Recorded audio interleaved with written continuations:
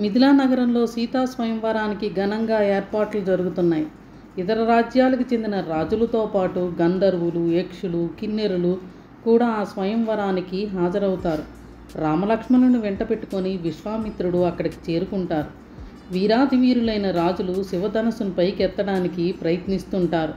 మహాబల పరాక్రమంతులైన వారు కూడా ఆ శివధనుస్సును ఒక్క అంగుళం కూడా కదపలేకపోతారు.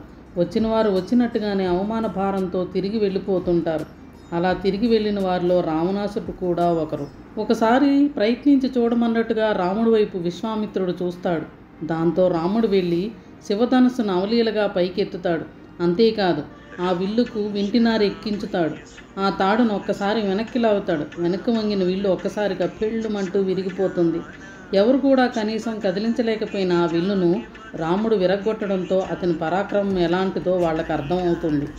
సౌందర్యమూర్తి అయిన రాముడు రూపం చూసిన సీత ఆనందంతో మురిసిపోతూ ఆయన మెడలో పూలమాలను వేస్తుంది.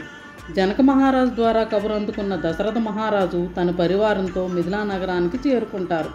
సీత తన కోడలైనందుకు దశరథుడు సంతోషాన్ని వ్యక్తం చేస్తాడు. సీతారాములకు పెద్దల సమక్షంలో వివాహ మహోత్సవానికి ఏర్పాట్లు జరుగుతాయి. అదే సమయంలో తన మరో కూతురైన ఊర్మిళను లక్ష్మణుడికి ఇవ్వాలనుకుంటున్నట్టు జనక మహారాజు చెబుతాడు.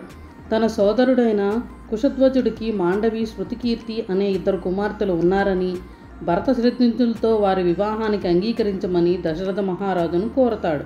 అందుకు ఆయన అంగీకరించడంతో ఒకే ముహూర్తంలో అందరికీ వివాహాలు జరుగుతాయి.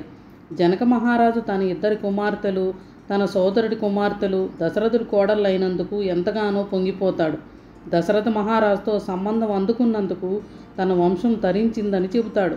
తన కుమార్తెలందరికీ మహావీరులు భర్తగా లభించడం వల్ల చేసుకున్న అదృష్టం అని అంటాడు.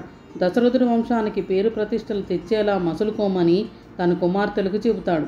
తన కూతుళ్లతో అత్తవారింటికి పంపించడానికి సమస్త లాంఛనాలను సిద్ధం చేయిస్తాడు.